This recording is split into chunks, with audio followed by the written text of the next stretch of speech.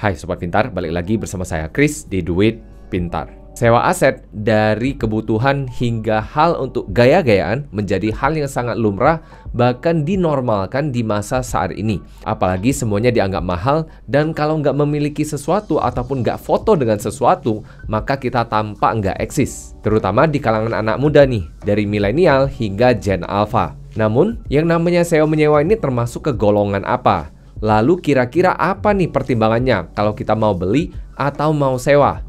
Di episode hari ini kita akan mengupas tuntas apa saja yang bisa kita pertimbangkan ketika kita hendak membeli ataupun menyewa. Nanti kita akan kerucutkan kasusnya sehingga semuanya akan lebih terkerucut dan lebih jelas kira-kira arahnya akan kemana. Ikuti episode hari ini hingga habis ya. Episode hari ini disponsori oleh rekeningku, Indonesia Cryptocurrency Marketplace. Link pendaftarannya di kolom deskripsi ya.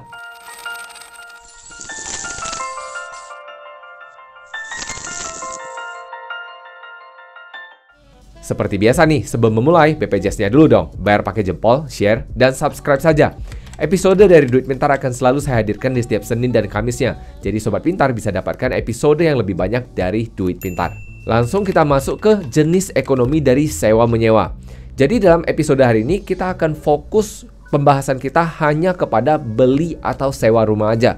Kalau untuk yang lain-lain sih menurut saya kurang relevan ya untuk kita bahas.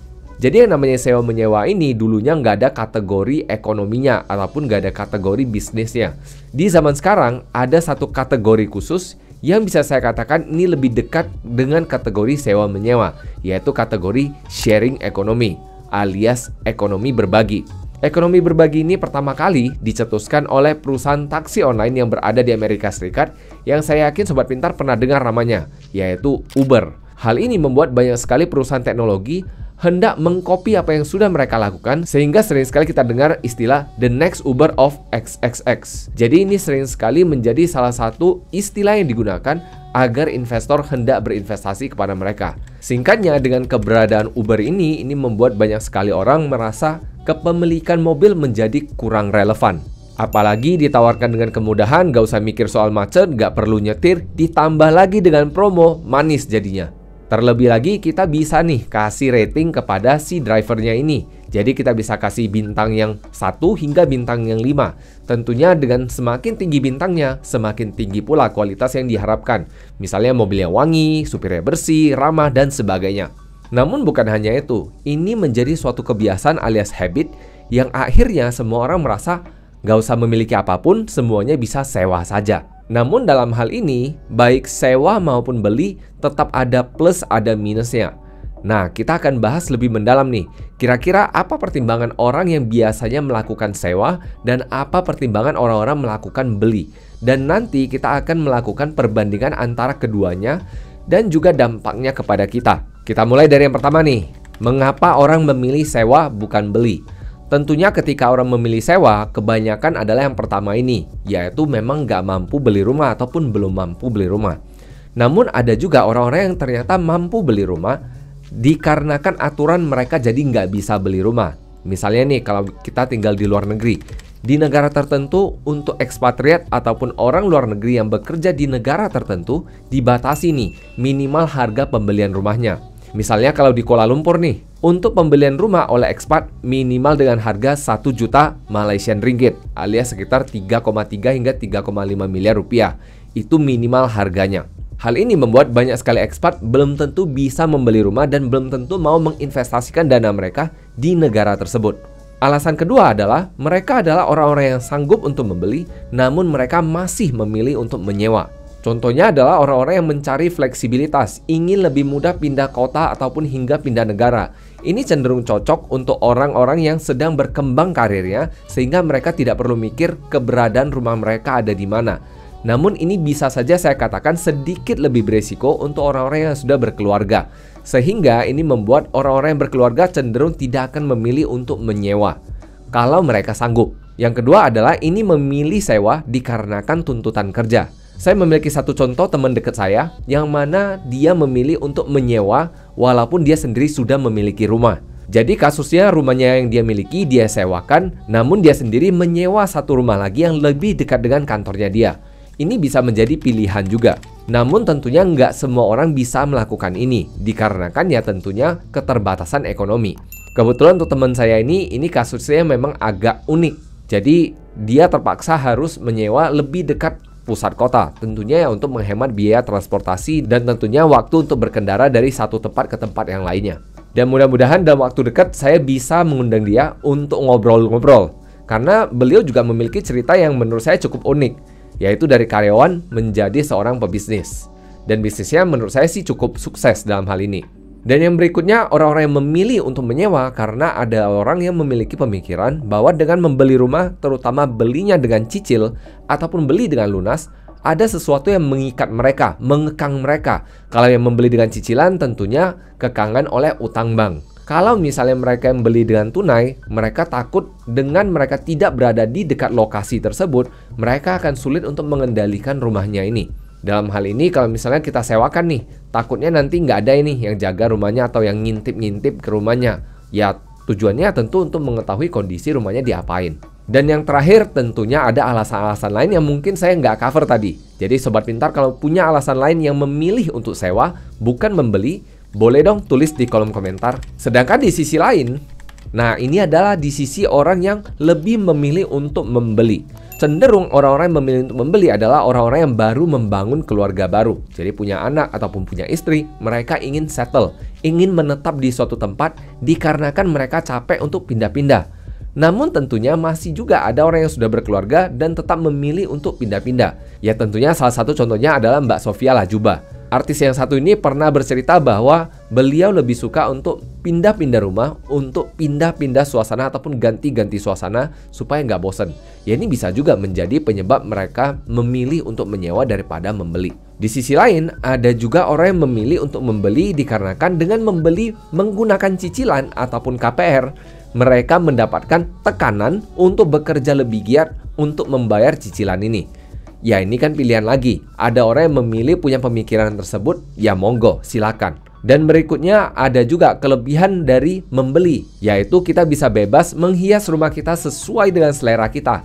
Kalau misalnya sewa kan kita mikir-mikir nih, nanti kalau saya udah hias rumah saya, waktu pindah ini gimana? Jadi ini akan lebih cenderung membatasi kita untuk menghias rumah kita, menjadikan rumah kita sebagai home sweet home. Dan yang terakhir, yaitu takut si pemilik stop untuk menyewakannya kepada kita. Nah ini kebetulan saya punya pengalaman pribadi. Jadi sekitar 1,5 hingga 2 tahun yang lalu saya sewa satu rumah, kemudian tiba-tiba nih rumah ini dijual ke pemilik baru. Dan katanya pemilik baru ini hendak menetap di rumah tersebut, sehingga terpaksa sewa saya harus di stop. Ya sebenarnya sih ini nggak apa-apa, cuman harusnya dikasih tahu lebih panjang waktunya. Jadi saya punya waktu yang lebih panjang untuk cari-cari dulu rumahnya. Ya kebetulan sih saya dapat unit di apartemen yang sama. Jadi saya cukup pindah unit dengan kebetulan luasan yang lebih luas pula. Ya Sobat Pintar yang udah ikut dari awal banget pasti pernah ngeliat ada perbedaan antara yang pertama dengan yang sekarang. Karena tentunya unit rumah yang berbeda, bukan karena saya pindah kamar nih. Lalu kira-kira nih ketika mau beli atau mau sewa, apa yang harus dipertimbangkan? Tentunya yang paling pertama, yang paling mendasar, kalau memang kita hendak beli atau sewa, kita harus pikirkan soal uangnya dulu. Kalau memang duitnya sudah ada, maka pertimbangan beli ini bisa menjadi salah satu pertimbangan yang mungkin Sobat Pintar bisa pikirkan sebelum membeli satu unit rumah ataupun apartemen ataupun kondominium. Terserah Sobat Pintar mau pilih yang mana, nyamannya yang mana. Ketika hendak membeli dan katakan nih Sobat Pintar punya uang yang sebanyak dengan harga rumahnya, jadi ceritanya ini bayar lunas, Sobat Pintar harus pastikan yang namanya kewajiban pajak Sobat Pintar sudah beres. Kalau nggak beres, siap-siap nih dapat surat coklatnya. Jadi kalau beli lunas, yang pertama pastinya kewajiban pajak harus beres. Yang kedua, kalau misalnya nih beli cicil melalui KPR. Nah ini berarti melalui bank. Pastinya harus memiliki down payment ataupun uang muka yang mencukupi. Dan yang kedua yang tidak kalah penting adalah memiliki penghasilan yang minimal sudah 3 kali lipat lebih besar daripada jumlah cicilan yang kita miliki. Dalam hal ini tentunya cicilannya bukan hanya cicilan rumah, tentunya termasuk cicilan-cicilan lainnya, mobil, motor, dan sebagainya.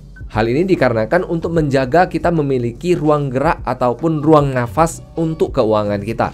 Yang ketiga, kemudian kalau Sobat Pintar misalnya nih beli dengan cicil developer, maka Sobat Pintar harus pikirkan, apakah dengan melakukan cicilan ini selama X waktu ini kita akan baik-baik saja. Kalau misalnya enggak, pastikan Sobat Pintar sudah membeli asuransi jiwa juga, sehingga amit-amit kalau terjadi, maka kita tetap terlindungi. Yang berikutnya adalah mengenai biaya maintenance ataupun biaya pemeliharaan. Nah, ini beda-beda, beda tempat, beda juga cara perlakuannya. Hal ini juga harus menjadi pertimbangan dikarenakan kita hendak tinggal di rumah tersebut. Jadi, sudah pasti kita akan membayar biaya maintenance tersebut. Di Indonesia umumnya biaya maintenance yang bayar adalah orang yang tinggal di unit rumah tersebut. Jadi, kalau misalnya nih, kita beli rumah tersebut, kita tinggal di dalamnya, ya kita yang bayar. Kalau misalnya sewa, tentunya si penyewa yang akan bayar. Di luar negeri, beda lagi. Menurut pengalaman saya, yang bayar maintenance adalah pemilik rumah, bukan penyewa rumah. Lalu hal berikutnya yang perlu dipertimbangkan adalah kira-kira nih, apakah kita akan settle ataupun menetap di sini untuk waktu yang lama? Ataukah kita tetap ada berencana untuk berpindah-pindah kota ataupun hingga negara untuk mengejar karir kita ataupun impian kita? Ya, ini kita harus pertimbangkan juga untuk jangka panjangnya. Karena beli rumah kan nggak kayak beli kerupuk ya. Beli rumah kan kita harus timbang-timbang, banyak sekali hal yang harus kita pikirkan, terutama di sisi keuangannya. Namun tentunya ini juga bukan menjadi halangan kalau memang kita ada rencana pindah negara, pindah karir. Ini juga bukan menjadi halangan untuk membeli rumah di suatu tempat, karena tentunya suatu saat kita masih bisa menyewakannya untuk orang lain. Sama seperti cerita saya tadi, teman saya yang punya rumah, dia sewakan, kemudian dia sewa lagi di dekat kota. Namun tentunya untuk sobat pintar yang hendak berpindah karir ke luar negeri, ini ceritanya agak beda. Ini akan sedikit ribet karena terjadi perbedaan geografis ataupun perbedaan negara, sehingga untuk mengontrol rumah kita ataupun nantinya ada perpanjangan sewa dan sebagainya, ya kita harus terbang balik. Ini kan jadi agak repot ya. Kemudian untuk sobat pintar yang masih sewa ataupun hendak mempertimbangkan sewa, ini nih ada beberapa tips yang sobat pintar bisa ikuti yang mungkin aja bisa cocok untuk sobat pintar. Tentunya yang pertama, mobilitas dari profesi kita. Seberapa sering kita akan berpotensi untuk berpindah-pindah kota, berpindah-pindah tugas alias mutasi, terutama apabila adanya promosi. Kalau misalnya kita ada potensi untuk promosi, buka di area yang baru, menurut saya sih ambil saja. Hal ini dikarenakan tentunya kita akan mendapatkan pengalaman yang baru, tentunya berpotensi untuk meningkatkan penghasilan kita juga. Kenapa nggak kita ambil? Kan ini bisa aja menambah pengalaman kita, menambah skill kita, sehingga kita memiliki nilai yang lebih besar pula, alias nilai yang lebih banyak pula. Kemudian kalau misalnya nih sobat pintar yang tipe tidak ingin memiliki ikatan apapun baik kepada bank ataupun kepada siapapun, mungkin sewa bisa menjadi pilihan yang tepat. Misalnya nih, karena kita memiliki rumah di daerah tertentu, kita jadi nggak mau pindah karena takutnya nanti kita harus meninggalkan rumah tersebut. Ini mungkin sangat cocok terutama untuk anak muda yang sedang kejar karir, tentunya bisa aja memikirkan hal ini. Dan menurut saya ini adalah alasan yang sangat valid. Karena tentunya dengan mengejar karir, ya kita nggak tahu nih bisa dapatnya di kota mana ataupun negara manapun. Dengan adanya pengembangan karir tersebut, ya nanti beli rumah juga nggak begitu masalah. Karena kenaikan harga rumah pada dasarnya nggak terlalu banyak per tahunnya. Dan yang ketiga ini adalah khusus orang-orang yang memilih untuk sewa dikarenakan mereka sebenarnya sudah memiliki dananya nih. Cuman mereka tetap memilih sewa dikarenakan mereka memiliki dana yang dapat dikembangkan setiap tahunnya, yang dapat menghasilkan 3 ataupun 4 kali daripada jumlah biaya sewa yang mereka harus bayarkan. Hal ini tentunya menurut saya sangat pinter dikarenakan mereka pada dasarnya nggak usah mikirin, nggak usah punya ikatan terhadap KPR ataupun terhadap suatu rumah, dikarenakan sewa rumah mereka sudah bisa dibayarkan oleh uang mereka sendiri. Jadi ini adalah cara yang paling pintar menurut saya. Tapi tentunya ini tidak dapat teraplikasi untuk semua orang juga. Jadi kita harus lihat case by case, lihat diri sendiri, jangan dengar orang lain. Lalu kira-kira dampaknya ke kita ini seperti apa? Jadi dampak ke kita tentunya kalau misalnya kita mau beli ataupun sewa, menurut saya yang dua-duanya ini sah-sah aja dilakukan. Ini harus balik ke masing-masing. Kebutuhan kita seperti apa? Kondisi kita seperti apa? Kalau kita sedang mengejar karir, sedang berpotensi untuk promosi, naik pangkat, pindah tempat, pindah negara, menurut saya sewa bisa aja menjadi pilihan yang lebih bijak. Dan yang paling penting menurut saya, jangan putuskan ini berdasarkan kata orang lain, kata ibu, kata mertua, dan sebagainya. Menurut saya alangkah lebih baik kita putuskan masing-masing, tentukan kita di posisi yang mana, dikarenakan ini kita yang akan jalankan untuk jangka panjangnya. Walaupun memang benar, kita menanyakan kepada orang tua, tanyakan kepada mertua, ini bisa kasih kita kebijaksanaan yang mungkin kita belum pernah dapatkan. Pengalaman yang mereka miliki tentunya nggak bakal bohong. Tapi jadikan itu sebagai pertimbangan, jangan jadikan sebagai keputusan. Dan yang tidak kalah penting menurut saya, habiskan waktu dulu Duduk, pikirkan, hitung, benar-benar pertimbangkan dengan matang-matang mau yang beli atau mau yang sewa. Dikarenakan kita yang jalankan untuk jangka panjang. Ingat, beli ataupun sewa rumah ini bukan seperti beli ataupun sewa kerupuk. Ya, kerupuk nggak bisa sewa sih. Tapi ya intinya ini untuk jangka panjang. Jadi kita harus tentukan mana yang paling sesuai untuk diri kita. Dan yang tidak kalah penting untuk sobat pintar yang sudah terlanjur sewa, jangan jadikan sewa itu kebiasaan, terutama untuk aset-aset konsumtif. Karena belakangan ada tuh, HP juga sewa, ini sewa, itu sewa. Kebanyakan nih barang-barang yang sewa harganya cenderung lebih mahal. Walaupun nggak selamanya seperti itu, tapi memang ada kecenderungan seperti itu. Tentunya logikanya sederhana. Orang-orang yang menyewakan aset mereka, tentunya mereka ingin mendapatkan pengembalian dari apa yang mereka sewakan. Jadi tentunya mereka akan menyewakan dengan harga yang lebih mahal, cenderung lebih mahal daripada cicilan mereka. Jadi untuk menyimpulkan episode hari ini, baik beli ataupun sewa, ingat kita harus tentukan masing-masing, tentukan sesuai dengan kebutuhan kita. Jangan karena dengar orang, kita mau membahagiakan mulut orang, akhirnya kita pilih sesuai yang orang itu katakan. Ingat, yang jalankan itu kita, dan ini adalah untuk jangka panjang. Kemudian kalau misalnya sobat pintar udah beli, nggak perlu bangga. Kalaupun masih sewa, nggak perlu merasa rendah. Dan yang terakhir tidak kalah penting, yaitu duduk dan pertimbangkan matang-matang, pikirkan dengan baik-baik, hitung dengan benar-benar. Dan yang tidak kalah penting, kalau misalnya sobat pintar sudah memiliki pasangan, pacar, calon istri ataupun istri, ingat diskusikan bareng-bareng, obrolin bareng-bareng. Tentunya ini akan memberikan kita dua otak yang bisa saja menjadikan satu kesimpulan yang lebih baik pula untuk kita tentukan. Jadi itu saja episode hari ini. Mau beli ataupun mau sewa, silahkan tulis dong di kolom komentar. Itu saja episode hari ini. See you in the next episode and bye-bye.